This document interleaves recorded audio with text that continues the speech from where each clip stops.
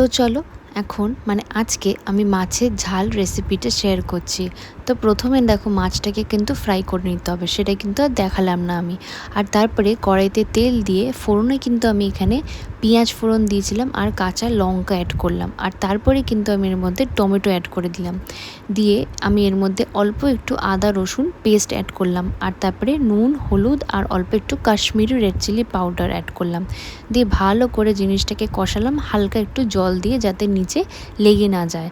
আর তারপরে সাইডে সানরাইজের যে সর্ষে পোস্ত পেস্টটা পাওয়া যায়, সেটা কিন্তু গরম জলে আমি একটুখানি গুলিয়ে নিয়েছিলাম, সেটা সাইড করে রেখে দিলাম। আর তারপরে অল্প একটু জল অ্যাড করে দিলাম।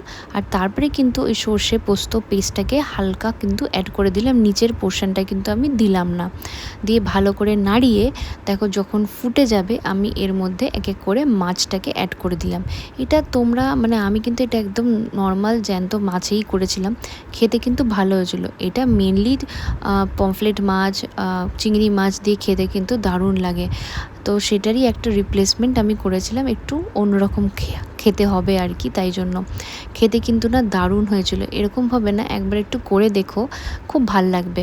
আর দেখো উপর থেকে তেলটাও রিলিজ করে গেছে, আর আমার কিন্তু মাছের ঝাল কিন্তু একদম ডান।